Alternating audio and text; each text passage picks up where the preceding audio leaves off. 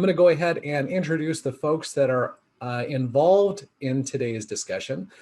You might be able to see Jeff Robbins' picture both live on your screen as well as the photo on the slide. Jeff is Senior Director of Strategic Initiatives with our sister division, Newbury Enterprise Services. We also have Alan Hayes, Senior Consultant with Newbury Enterprise. Alan is going to be leading the first half of our webinar talking about HCM content. And then the latter half that I'm going to be walking through, I'll be accompanied by Margaret Flint. She's a Senior Business Analyst with Gideon Taylor. The agenda off to the left-hand side of the screen, like I mentioned, we'll be covering HCM related content the first half of this call, and then Campus Solutions the second half. We'll be interspersing demonstrations during that, so we'll have some good stuff for you guys to take a look at, as well as discussion points to keep in mind. I mentioned Q&A at the bottom there, but again, I encourage you, if you've got questions as we go along, to go ahead and post those, and we'll respond to those as we can. As a point of introduction, for those of you who aren't familiar with Gideon Taylor, we've been working with PeopleSoft since we first became a company as a PeopleSoft consultancy back in 2001. And over the years, in addition to providing traditional PeopleSoft consulting services, implementations, upgrades, optimizations, our focus has really grown to emphasize revolutionizing business processes, helping organizations reap more benefit from their PeopleSoft applications, doing more and doing it more efficiently, more effectively than ever. And our vision is to help clients work simply, effectively, efficiently, and flexibly. There are two logos on this slide down toward the bottom. We are a longtime Oracle partner, and the solutions that we bring to the market that are PeopleSoft-based bolt-ons are Oracle validated, and that's namely our GTE Forms tool. We consider ourselves experts in PeopleSoft custom automation, helping organizations, again, drive greater functionality from within their existing PeopleSoft applications. We do that with a variety of tools, both inside and outside PeopleSoft. GTE Forms is at the top of that list, and I know that there are a number of GTE Forms clients on the call today. Activity guides and guided self-service, page and field configurator, questionnaire and acknowledgement frameworks, drop zones and event mapping, PeopleSoft Forms Approval Builder, custom fluid development, and robotic process automation, along with chatbots. Anything that helps organizations push the boundaries on what their PeopleSoft systems can do. Jeff, I'm going to go ahead and have you speak to this.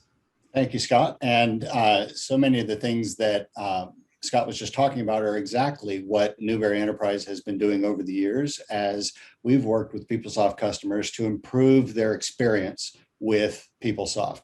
One of our core foundational service offerings is keeping PeopleSoft current with you, for you, so that your system is always available to take advantage of the latest releases of tools and capabilities within the PeopleSoft environment. We've been around for so many years, and keeping up with the rolling out of new functionality, but also helping your users gain value and benefit from some of these new features. So we talked earlier about the most recent People Tools releases and how are you using analytics and so on. So optimization analysis, recommendations, but also helping you achieve those goals within your PeopleSoft environment.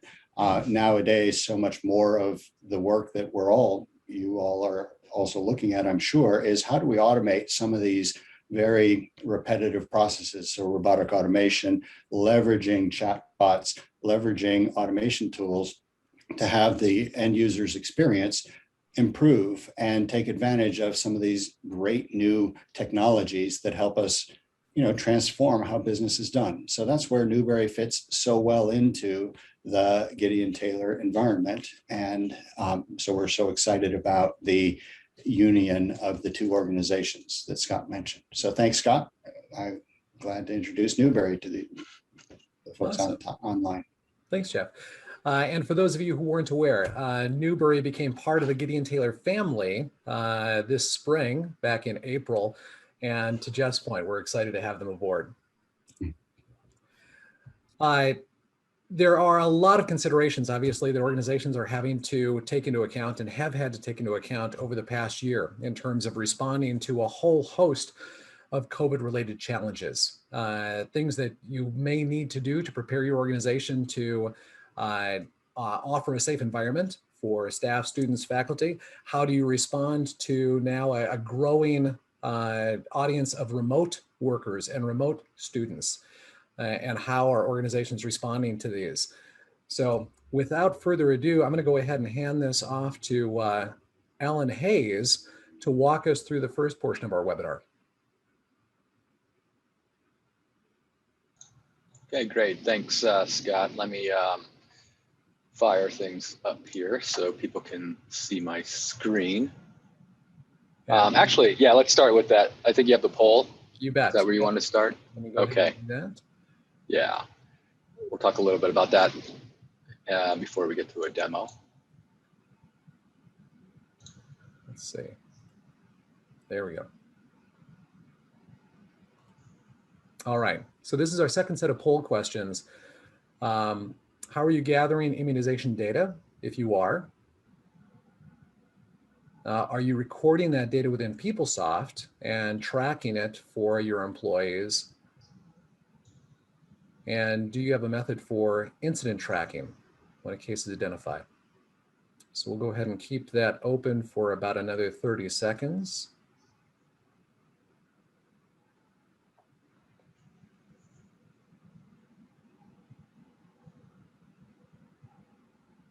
Looks like we've gotten most of the responses in.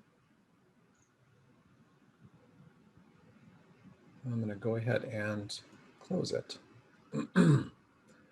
So still quite a few people that are gathering that information via paper forms. And then there's also some folks using downloadable PDFs, an online form within PeopleSoft, which is fantastic to hear, email, and then there are looks like more than half of our respondents are not gathering immunization data. Are you recording immunization data in PeopleSoft? More than half, again, 2/3 are not. And do you have a method for incident tracking when a case is identified? Yes, that's fantastic. So I'll go ahead and stop sharing the results and let you take it from here, Alan. Okay, great.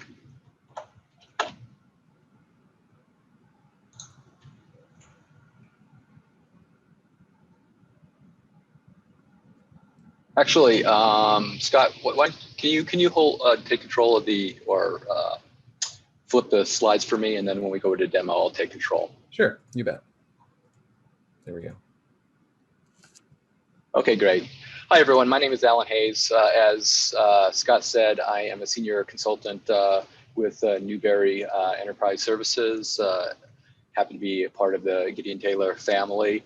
I have been working with PeopleSoft for longer than I care to remember. I started on version 3.12 back in 1993-4, so it's been a long time that I've been working with PeopleSoft. Have had the opportunity to work in a lot of different modules, and coincidentally, about a year and a half ago, maybe 2 years now, I was doing some work for a client that wanted to in-house their health and safety, and they wanted to leverage the PeopleSoft capabilities. This was before COVID.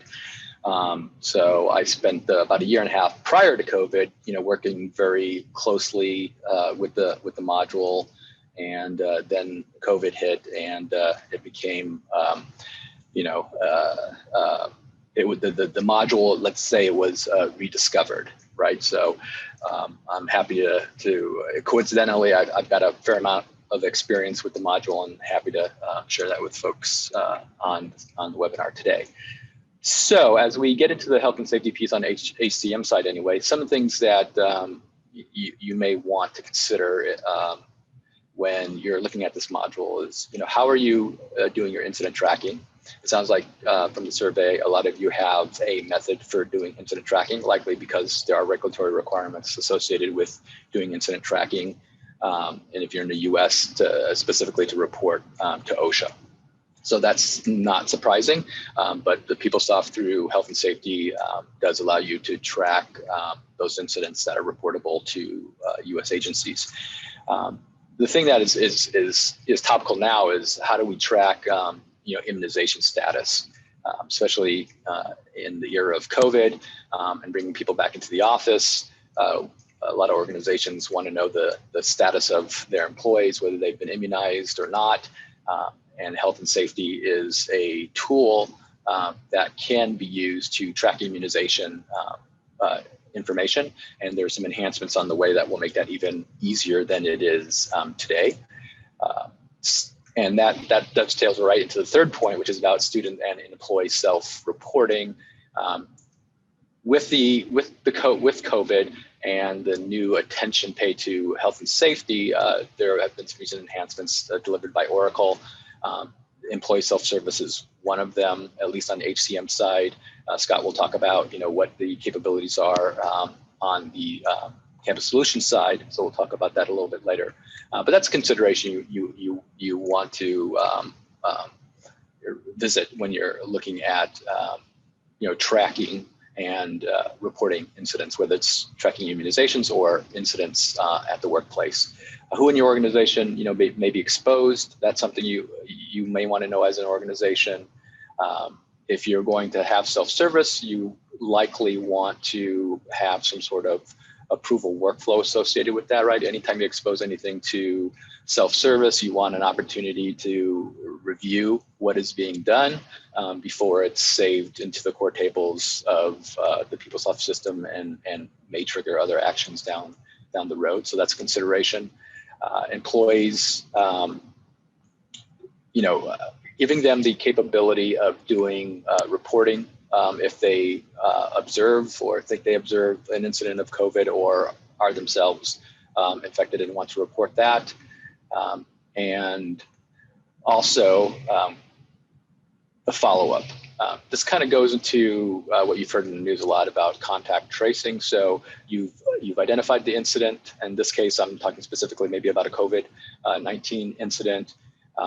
So who was involved and what are you going to do to, what has the organization done to resolve or mitigate that particular incident? So that's a consideration or a requirement you may have as an organization. And then finally, addressing any type of regulatory requirements. As you talked about at the beginning, there are country-specific requirements. If you're in the US, it's OSHA. To the extent that somebody contracts COVID within the workplace, that would be a recordable event and would need to be reported to OSHA. Next slide.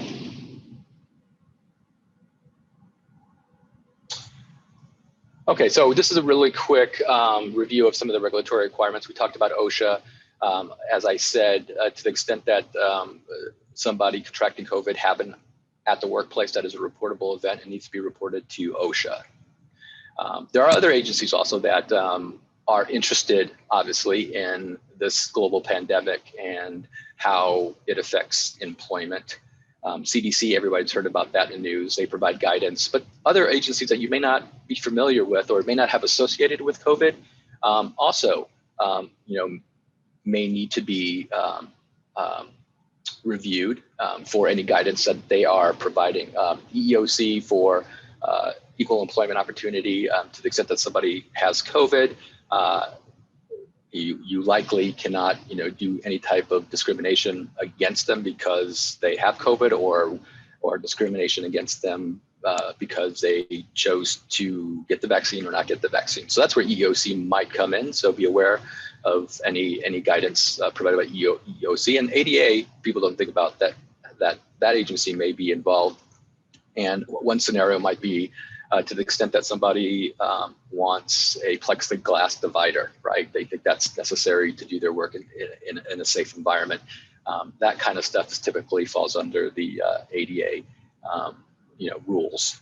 So just be aware that it's not just OSHA, it might be other agencies that have regulations or guidance for organizations where this application may help you adhere to. And then finally, commercial. We're hearing in the news as well about how we're trying to figure this out and whether employers are able to make vaccination a condition of employment or a test for COVID-19 a condition of employment.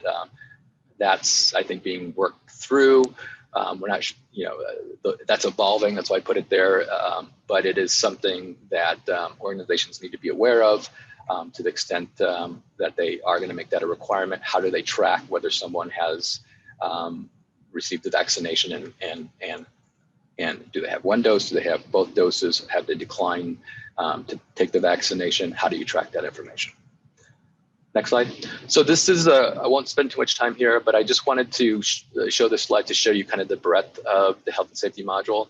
The health and safety module has been around probably as long as I've been doing PeopleSoft, but obviously it's taken on a new significance. And there's a fair amount of functionality within health and safety. So this diagram is really just to show you that there's other pieces. We're not going to go into all that today, but we are going to touch on the pieces that are kind of highlighted. But the main functionality is the foundational data, as you might expect, to set up all the values that you may be tracking within health and safety. Being able to identify people that are involved, that's an important piece, not just for the employees that are in your database, but how about for the people that might be affected, like vendors or people that work in your cafeteria that may not be employees that may be involved in some sort of incident, may actually contract COVID from one of your employees or vice versa. You need to be able to put them into the system. We'll talk a little bit about that. Obviously, the core is about incident tracking. If there's something that happens in this scenario, COVID-19, you want to be able to record that as an incident and get all the pertinent information about that incident. There's ability to do some claims processing should the organization want to manage a claim brought based on an incident. It doesn't have to be COVID, it could be a slip and fall. There's capabilities to do that. On the medical exam side, this is a really interesting piece, and this is where Oracle is spending some time providing some additional enhancements, but this is where we would store immunization information. And we'll talk about some of the some of the self-service pieces that might better enable this area. And then finally, reporting. You have your regulatory reporting because you need that. People on the phone are probably very familiar with the OSHA reporting that happens. We won't talk about that, but we'll talk about some of the analytics, specifically Kibana. Next slide. All right, this slide kind of shows the recent enhancements and things that are on its way.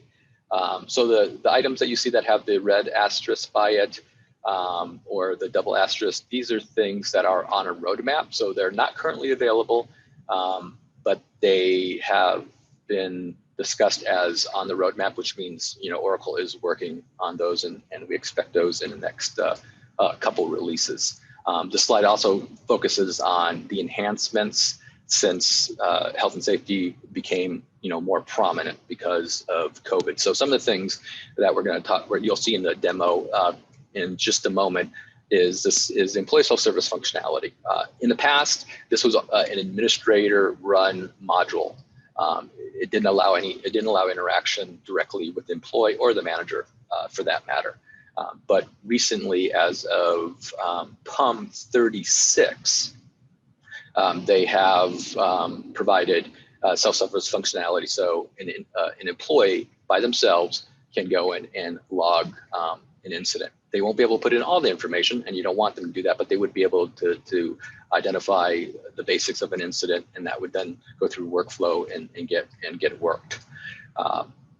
With some of the new frameworks that have been provided by PeopleSoft, specifically the activity guide, Oracle has packaged the self-service functionality as a activity guide. So it's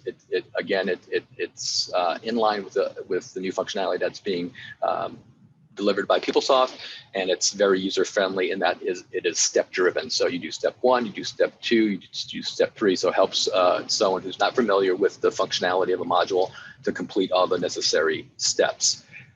There's configurable incident types. This didn't exist until recently.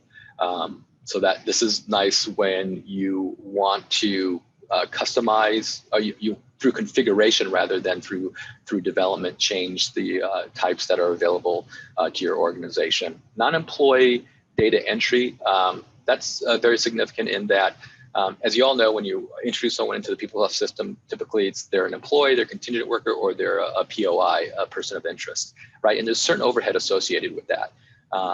And when you're talking about health and safety, and maybe you're talking about someone who is working in the cafeteria but not necessarily an employee of yours, they're not going to be in your database, but they may be involved in an incident, and you need to capture information about them.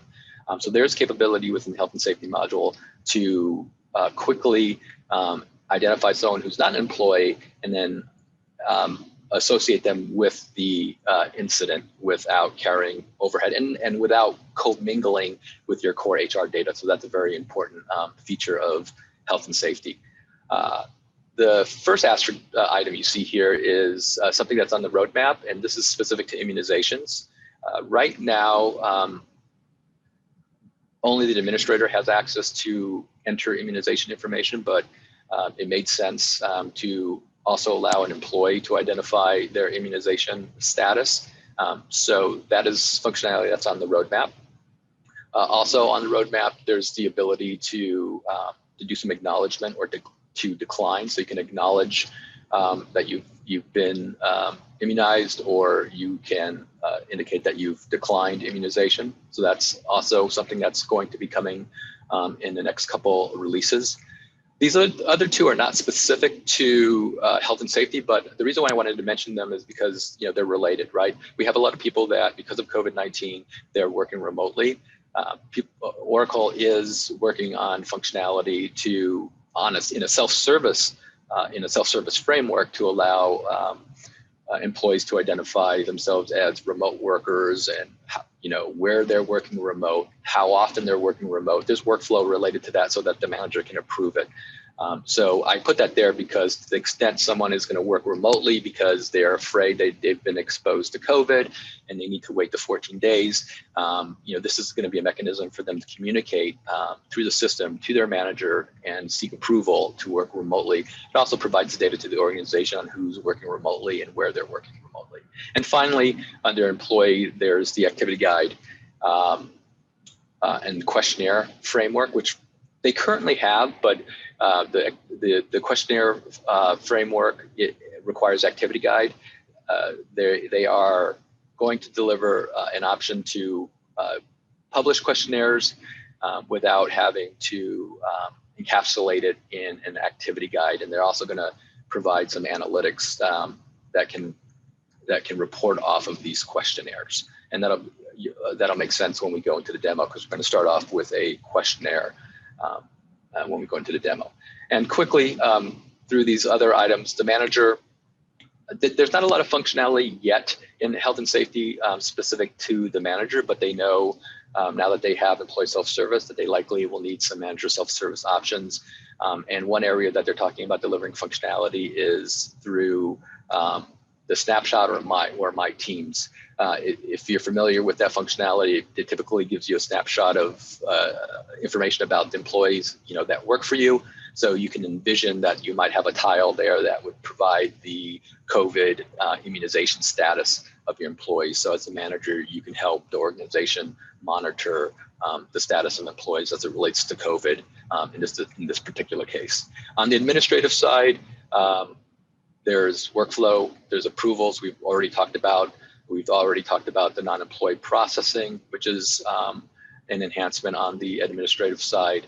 And then finally, on the dashboard page and analytics side, PeopleSoft has already delivered in PUM 37. They've delivered some Kibana analytics, and they plan to deliver more analytics when they provide the immunization functionality. And we'll take a look at that when we get into the demo. Next slide. Okay, so in the survey, it sounds like a lot of people were interested in analytics and are using analytics, and it's becoming a requirement within organizations to present data visually because it's well studied as a more effective way to quickly understand the data and quickly make decisions based on that data. So what is delivered through PUM 37, 38 did some improvements, but they didn't actually provide any new Kibana analytics. We expect something in Pump 38, but as far as Pump 37, Oracle delivered some health and safety specific Kibana analytics, about 7 of them.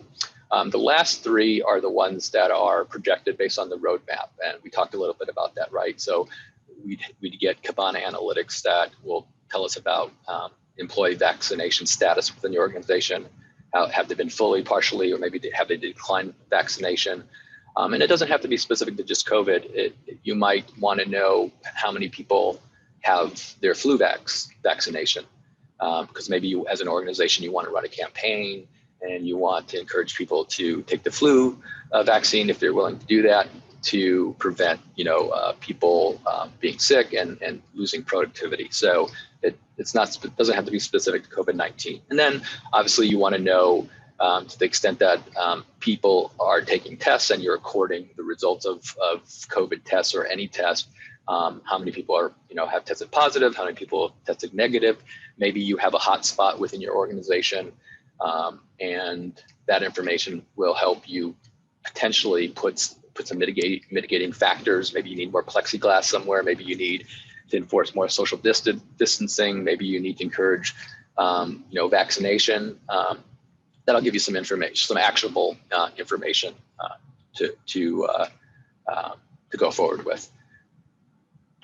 All right, next slide. And this slide I put in here. This is actually a slide that shows health and safety information within a work center, and it shows analytics, but these are analytics that are not Kibana. These analytics are pivot grid. And I put this in here because not everyone is going to be at PUM 36, 37, or 38, right? If you are, you'll be able to take advantage of some of the enhancements that have been delivered. But since this module has been around forever, and some people may not, you may want to use this functionality and may want some of these benefits, but are not at a specific PUM level.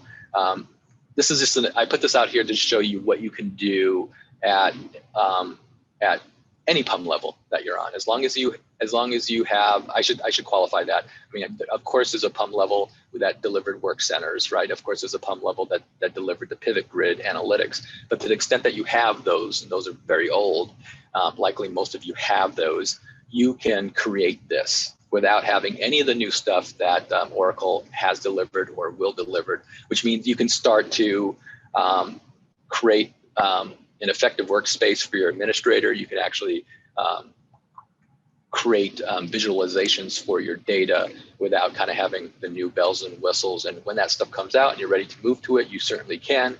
But don't think just because you're not at PUM 36 or above that you cannot, have a robust solution like this. So that's why that's being shown. All right, one more click. All right, so now we're going to get into the demo, and then I'll hand it over to Scott. So we'll go pretty quickly through the demo. What we're going to show you is a kind of a return to work scenario with the questionnaire, the self-service logging of incidents. We won't go into the preventative and corrective actions, but there is an opportunity or there's functionality within the module for folks to list what they've done to mitigate any type of incident. Doesn't have to be COVID specific. The immunization, and then reporting, which is really the Kibana that we already talked about. So we probably won't go too far into that. So I'll go ahead and take control quickly.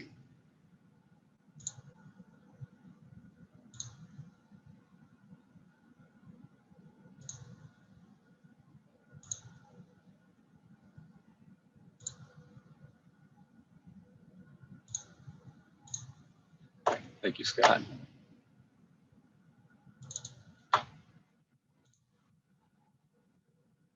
Okay, so hopefully everyone can see the screen, and maybe Scott or Jeff, you can tell me that you can see the screen? Yep, yes, okay. Okay, great. So what I'm going to do real quickly, this will just be a very quick demo, is to show you a little bit of a use case. So the return to work, the scenarios, you want to understand someone's disposition before they come to work. When they come to work, should there be an incident, you want them to be able to report it, and you want to be able to work that incident. And then you want to report on those incidents that have been logged, right? So the first thing you may want to do as a use case, and there are many use cases out here, is to have a survey and ask people questions about their COVID status. So this tile is to launch a questionnaire, okay? And I'm gonna just do a quick preview of that questionnaire for you.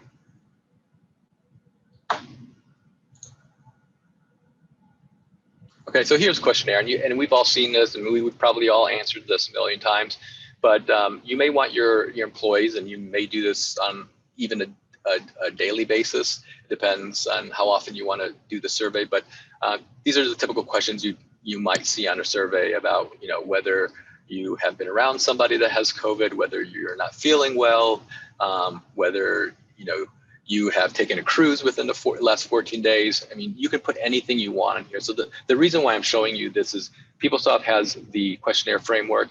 You can create a questionnaire. You can deploy that questionnaire. The questionnaire can have the typical questions that you ask an employee to kind of get their status as it relates to COVID.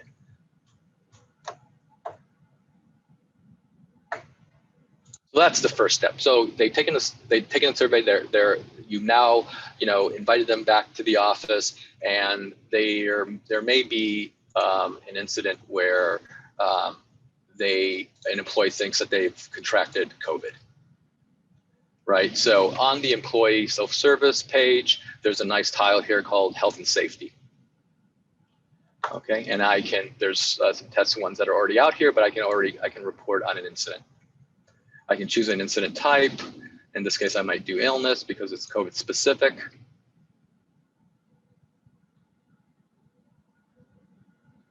And then it gives me some really basic information. Remember, I talked about activity guides. So they wrap this in an activity guide to make it very user-friendly for the employee. There's a lot more information that the administrator typically would record about an incident, but this gets the core basic information so that the administrator can then follow up and get other information that they would need, especially if they have to do any reporting to a regulatory agency. So I'm just going to put, the basic, some information in there so we can take the next step.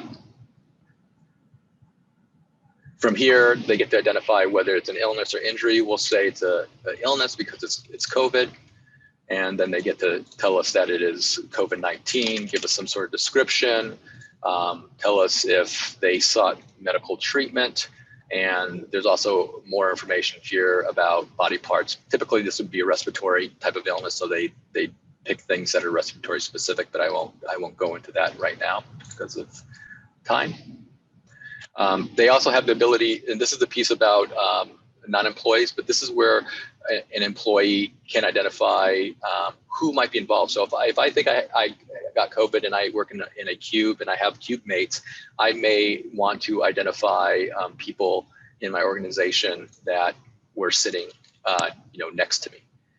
So this is the opportunity for them to identify, their cube mates, and what this might facilitate is contact tracing.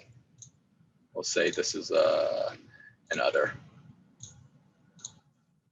Okay, so that happens to be an employee. That's someone in the database. That's someone that the organization knows. But there could be a situation, as we talked about, where someone who's not an employee was involved, and in this case, you can add information about that person without doing any other pre-work. And the administrator can then follow up with any other folks that might be involved that are not already in the database. So this is very useful functionality. You can add attachments. So for example, you may want proof that someone has a vaccination. So you may ask them for their COVID vaccination card. So as an employee, to prove that I've been vaccinated, I could easily upload my card, which would be viewable by the administrator. And here's an example. This is my actual COVID-19 card. So I can upload that as proof that I've been vaccinated. Okay, and then finally, I get to review what I've put into the system, and I can submit it.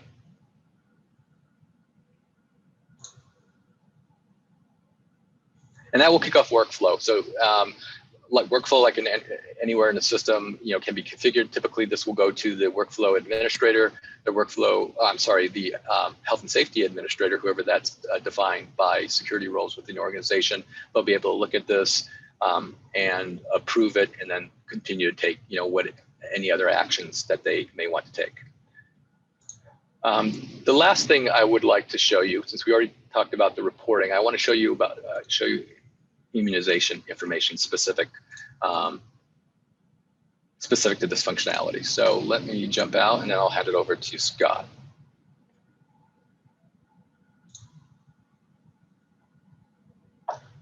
Okay, so what I'm going to do is I'm going to go into the administrator functionality, and Oracle has provided a nice tile for the administrator. Notice I'm under workforce administrator. I'm not under employee self-service. I have a manager health and safety tile that will bring up my Kibana analytics, and it will bring up the functionality to manage incident capabilities. Okay, I'm going to go into the health card information.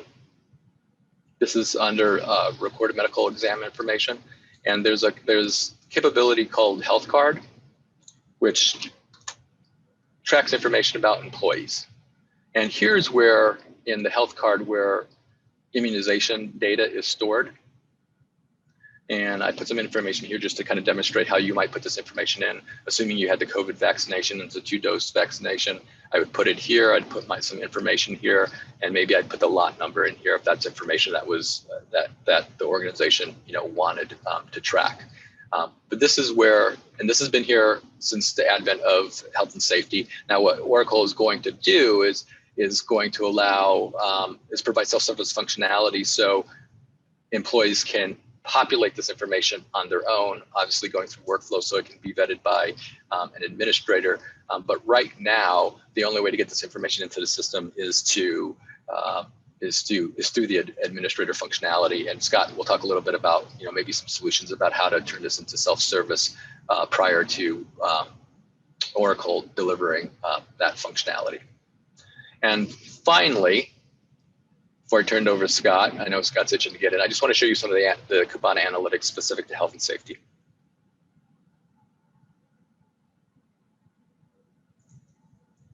They provided really robust, and they're providing more analytics. I'm going to up the year so I get a little bit more data in here.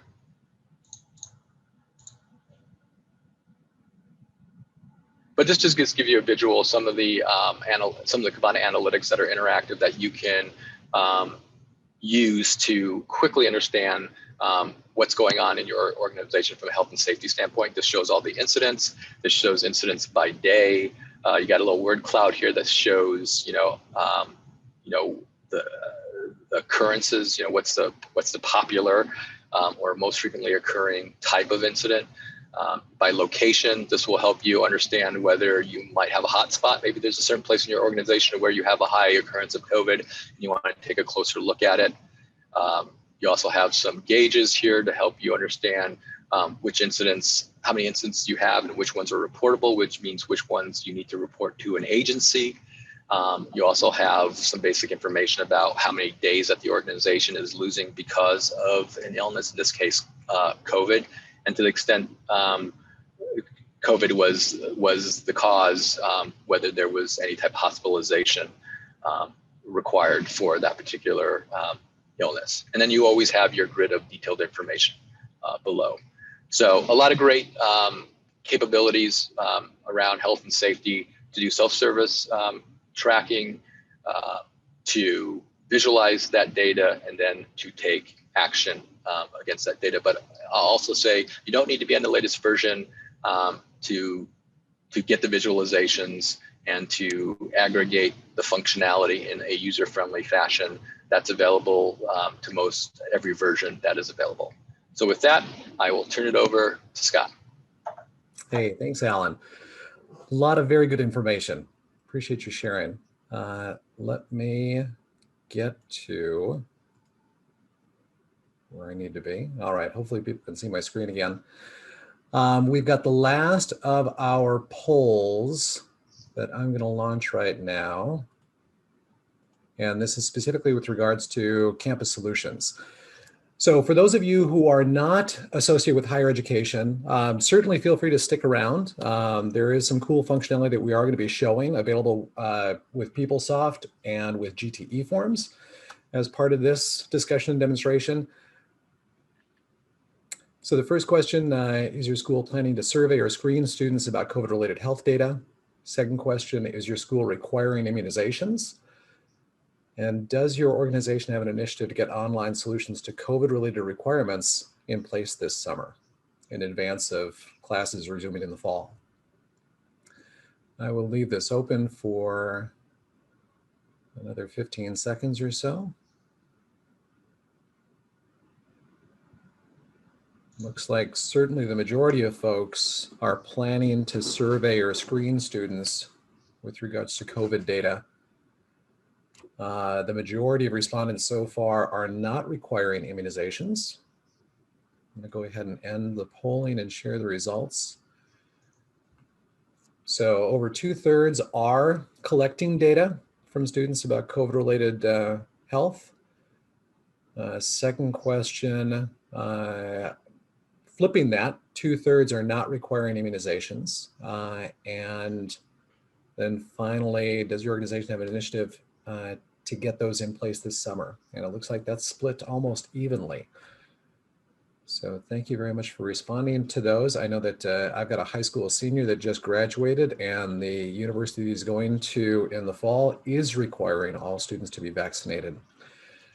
So we have been focusing obviously on HCM and the functionality that Alan was reviewing about some of the new enhancements that have been introduced and are on the roadmap for HR related functionality and reporting.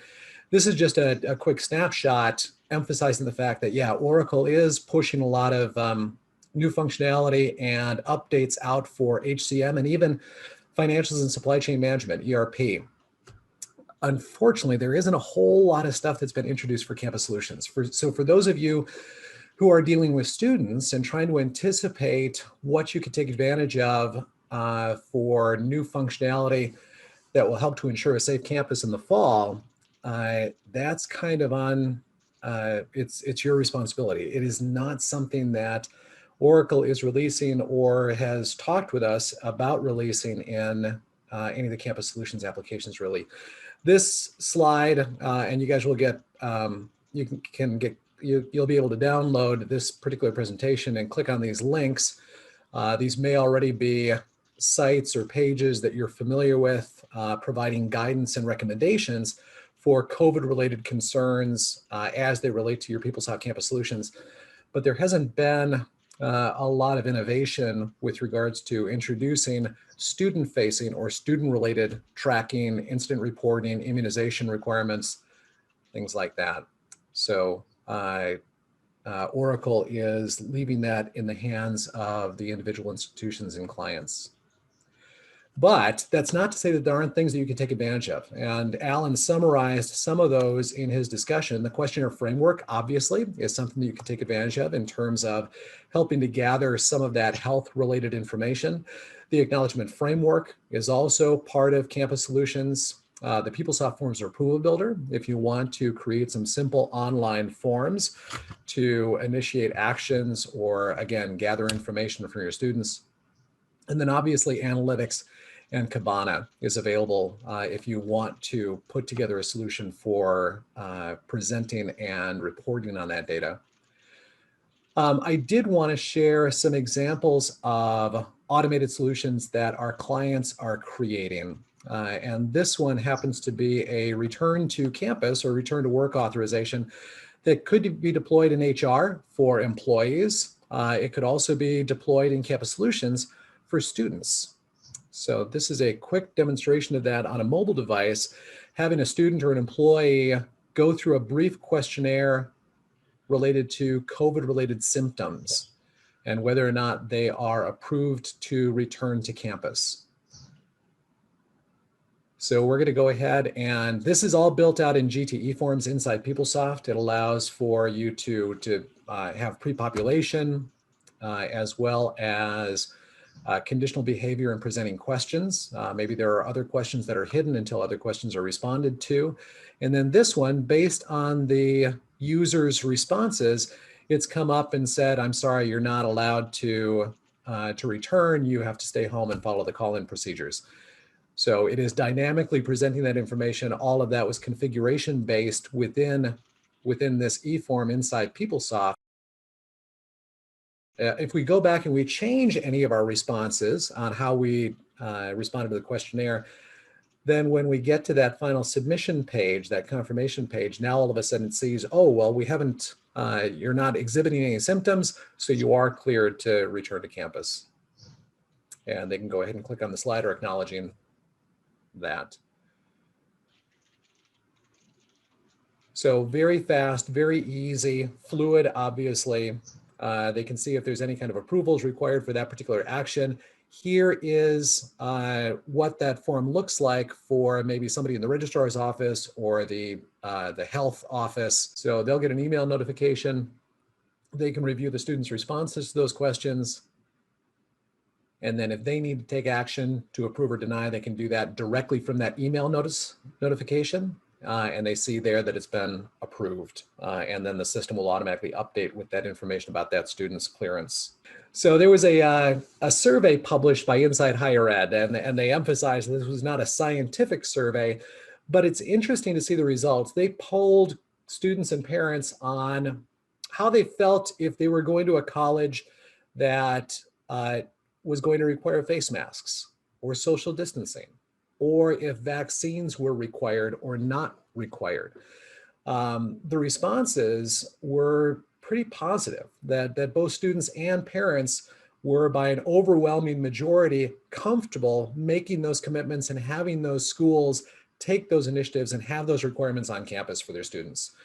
So for those of you who are considering whether or not to require vaccinations or track that data or practice COVID-related protocols, there's some very good evidence that that your students and associated parents will support those kinds of actions. But I do want to put a big caveat on this, that Gideon, Taylor, and Newberry are not providing any kind of legal counsel with regards to this. We're just presenting the information that's available out there.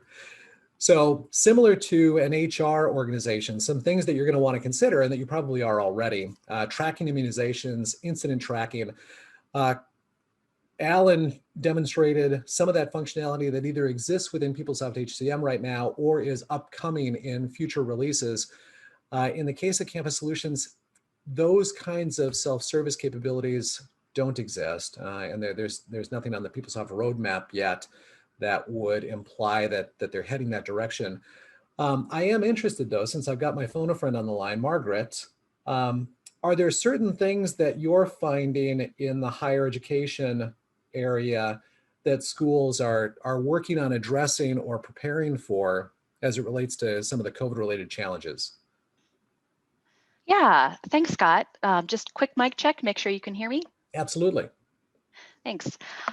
Yeah, we are seeing, just to quickly introduce myself, I'm a senior business analyst with Gideon Taylor, and I specialize in campus solutions, or implementing GTE forms in campus solutions. And we are seeing that a lot of institutions are really scrambling in order to, they're finding gaps in how they provide services to remote students. And they're also looking to widen their opportunities to provide remote learning to students. So perhaps there won't be as many students returning to campus by default in the next year or two. And they're finding that there's a lot of gaps in providing online service to students. And a lot of that, what they're doing is trying to work in emergency customizations that are really disruptive to the enhancements that were already planned in the system. Or alternatively, they're relying heavily on just an untenable amount of email to provide, to communicate, and for students to communicate requests to staff. And then for the staff to actually process those requests through their email rather than through an automated system. So we are seeing a lot of that. I am aware of an institution that is requiring immunization, and they are collecting immunization for all faculty, staff, and students via email. which was put in place in order, like I said, kind of an emergency basis because they needed to do it. But I'm thinking if you're looking at this list here, I'd like you to consider some of the opportunities that could be presented to provide better online service to students.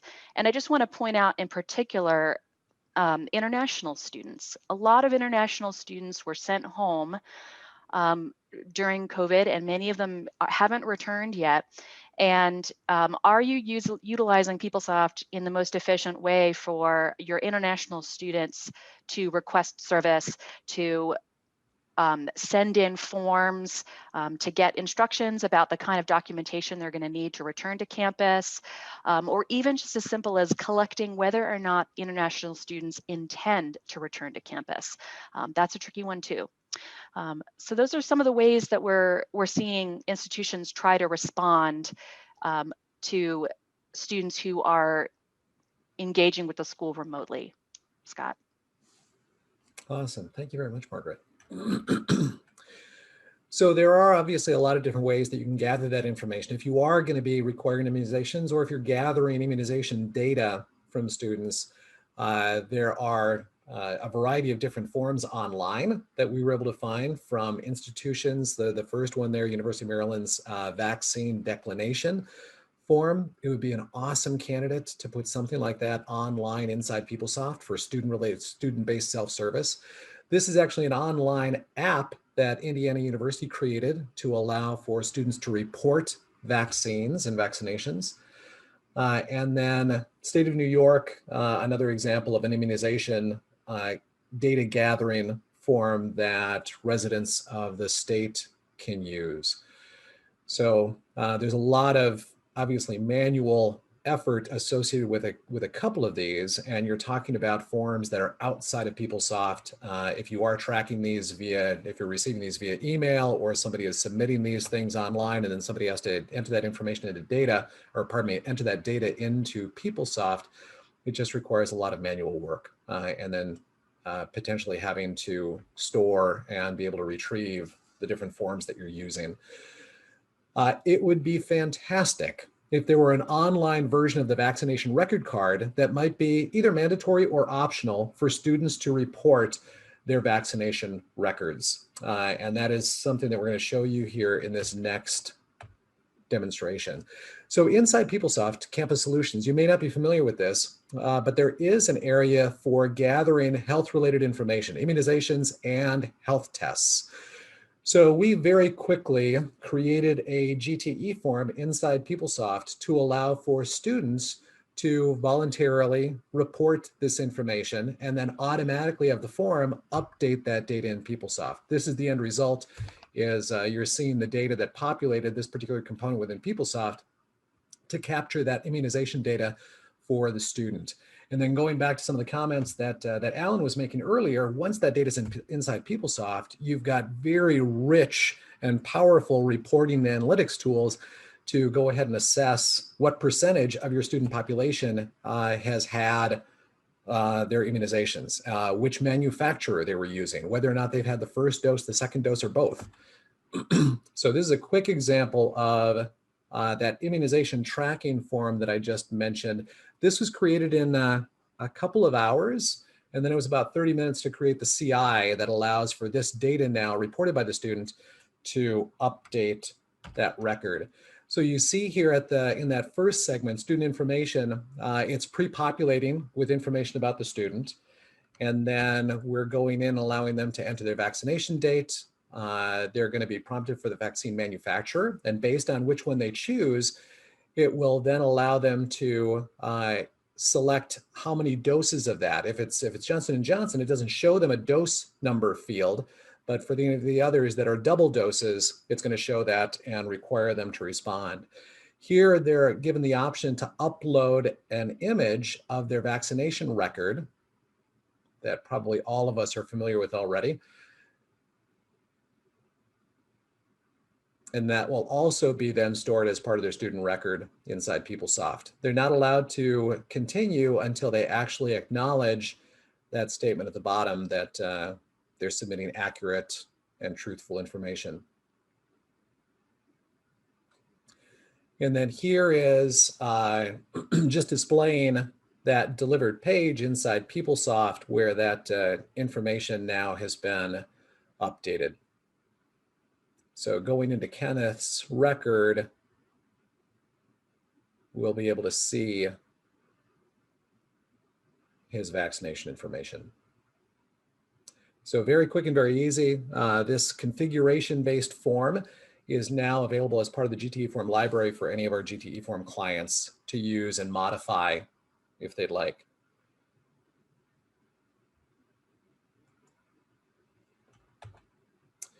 Another area that folks have been automating is functionality to allow for students to request a leave of absence or a withdrawal online.